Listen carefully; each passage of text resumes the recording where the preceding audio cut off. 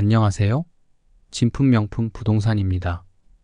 오늘은 작년 말부터 이슈가 제기된 부동산 PF, 즉 프로젝트 파이낸싱에 대한 상황에 대해서 말씀드리고자 합니다. 부동산 시장 침체가 장기화하면서 미분양 주택이 늘고 기업 회생 절차인 법정 관리에 돌입하는 중소건설사가 속출하고 있습니다. 2024년 4월 총선 이후 프로젝트 파이낸싱 PF 부실 건설사들이 줄도산할 것이라는 이른바 건설사 4월 부도설이 다시 힘을 얻고 있습니다. 금융당국은 이 같은 위기설에 대해 사실무근이라고 일축하고 있지만 업황부진이 당분간 지속될 것으로 보여 건설업계의 우려가 쉽게 해소되긴 어려울 전망입니다. 올해 들어 태영건설이 워크아웃을 신청했습니다.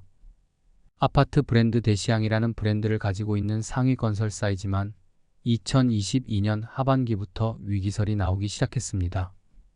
당시 새마을금고 위기설, 롯데건설의 자금 조달 난항 등으로 건설업계를 바라보는 시선이 극히 부정적이던 상황 속에서 태영건설의 자기자본 대비 PF 비율이 타 건설사 대비 높은 편이었고 우발채무 리스크가 높다는 것이 알려졌기 때문입니다.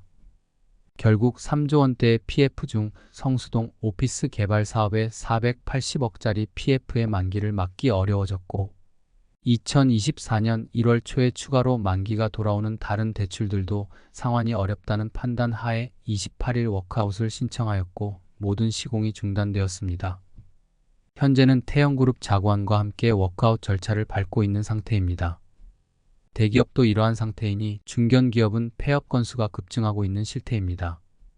지난 22일 국토교통부 건설산업지식정보시스템에 따르면 올해 1월 1일부터 3월 13일까지 종합건설사와 전문건설사의 폐업 신고 건수가 929건으로 집계됐습니다. 평균 500에서 600건대였던 건설사 폐업 신고가 작년 700건대에 이어 올해 900건대마저 넘어섰습니다. 건설사 폐업 건수는 부동산 시장이 위축된 지난 2023년부터 급증했습니다.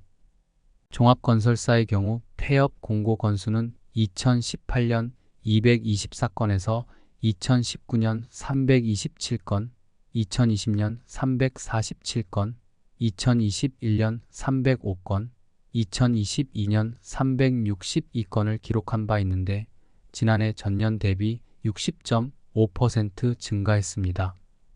작년 건설사 폐업 건수는 2005년 629건 이후 18년 만에 가장 많은 수치입니다.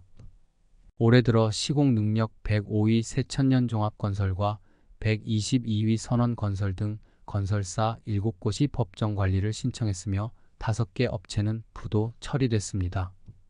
지난해 1, 2월간 2곳이 부도났던 것과 비교하면 업체 수도 증가세를 보이고 있습니다.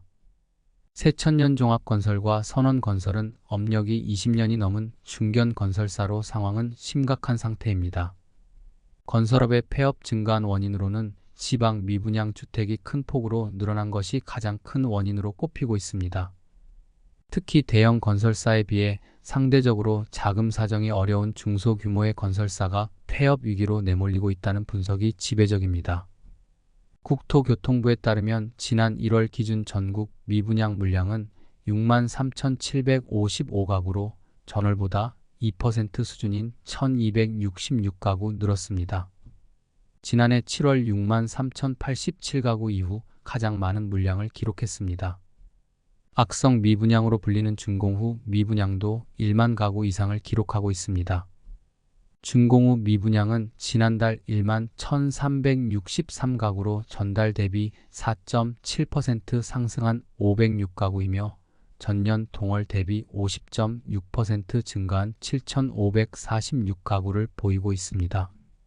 이 역시 1만 2,006가구였던 지난 2020년 12월 이후 가장 많은 물량입니다. 건설사 수주 활동도 극도로 위축되고 있습니다. 새해 첫 달인 지난 1월 국내 건설업 신규 수주는 8조 5,639억 원으로 전년 동월 기록한 18조 4,721억 원에 비해 53.6% 줄었습니다. 2010년 10월 기록한 58.9% 이후 13년여 만에 가장 큰 감소 폭입니다.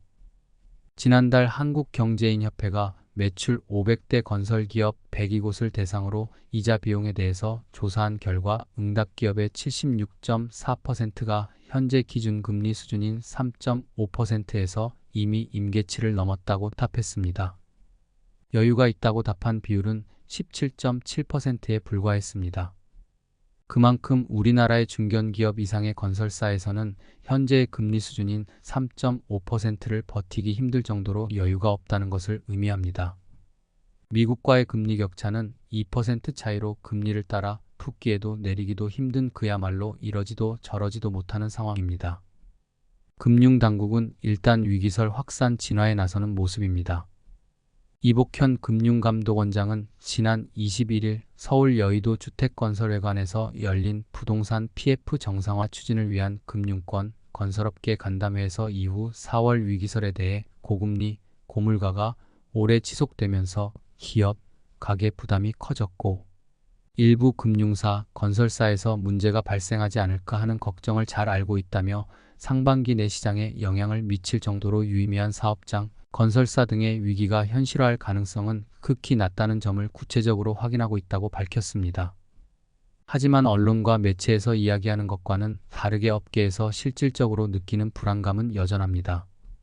건설업계 한 관계자는 업계에서 부도가 나지 않을 것이라고 예상하는 10평 상위 12대형 건설사들도 유동성 관리에 전력을 다하는 상황이라며 미분양이 계속 쌓이고 지방 분양 시장이 얼어붙으면서 지방 중소건설사들을 위한 맞춤형 지원 정책이 절실하다고 했습니다.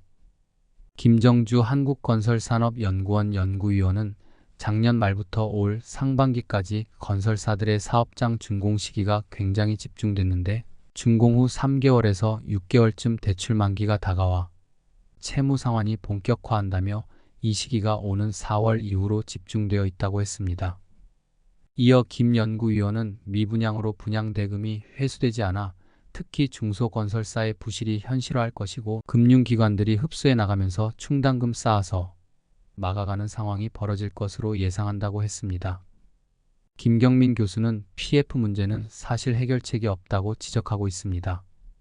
정부가 이미 부동산 PF 보증 규모를 기존보다 늘린 25조 원으로 확대했으며 사업성이 나오지 않는 곳을 어설프게 계속 연장만 시켰다는 점이 정책 실패라고 이야기하고 있습니다.